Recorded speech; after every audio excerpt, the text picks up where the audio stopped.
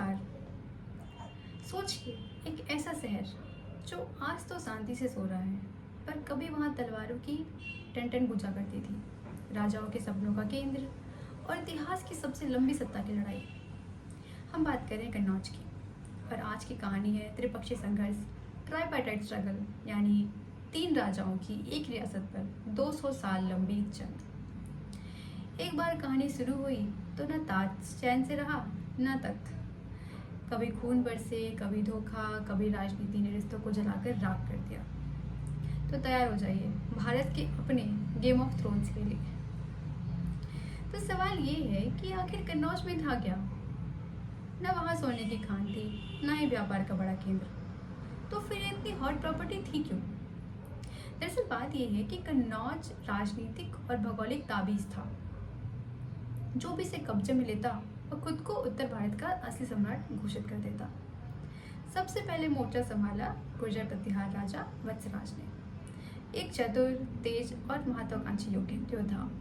उन्होंने कन्नौज पर चढ़ाई कर दी, तलवारें चली, सेना ने ललकारा और कन्नौज पे झंडा फहरा दिया। लेकिन कहानी में ट्विस्ट आया। पूरब से, बंगाल की तरफ से उठी एक तूफानी चाल, पाल सम्राट धर्मपाल की। धर्मपाल बुद्ध संरक्षक थे, लेकिन राजनीति में शेर थे। उन्होंने कन्नौज के छोटे राजाओं को अपने साथ मिलाया। संघ बनाकर साम्राज्य बनाओ, यही उनका मंत्र था। धर्मपाल ने कन्नौज पर धावा बोला, वत्सराज को हराया और खुद को उत्तर भारत का राजा घोषित कर दिया। लेकिन शांति फिर भी नहीं आई, क्योंकि कहानी में तीसरा खिलाड़ी अभी भी बाकी है। अब साउथ से एंट्री हुई राष्ट्रकूट की। राष्ट्रकूट वंश के राजा ध्रुव की। नाम भले शांत लगे, लेकिन थे ये बवंडर।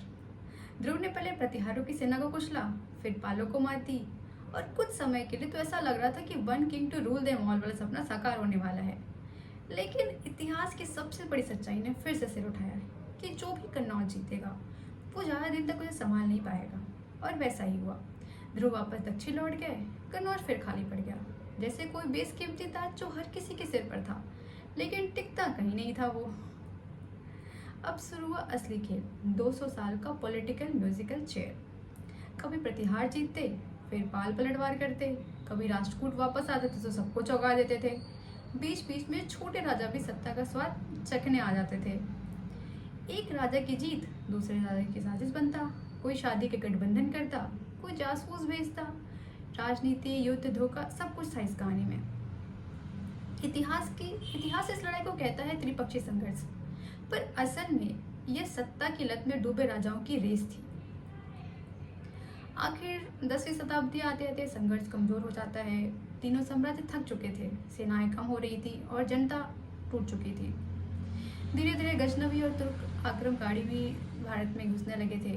और इस समय भारत की सबसे बड़ी कमजोरी यही थी कि हम आपस में लड़ते रह गए और विदेशी सत्ता हम पे आकर हुक्म चलाने लगी।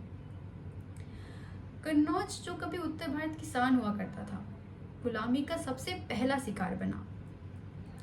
कहते हैं ना कि इतिहास दोहराता है जब हम उसे भूल जाते हैं। कन्नौज की कहानी सिर्फ एक शहर की कहानी नहीं है, बल्कि ये उस आंतरिक संघर्ष की है जो हमें जोड़ने के बजाय तोड़ देता है। तो ये कहानी हमें सिखाती है कि एकता की ताकत क्या है और सत्ता की भूख की कीमत क्या होती है। आशा करती है कहानी आपको अच्छी लगी हो। ऐसे ही और कहानी भारत के इतिहास से जुड़ी जानने के लिए हमारे चैनल को सब्सक्राइब करें, वीडियो को लाइक करें। धन्यवाद।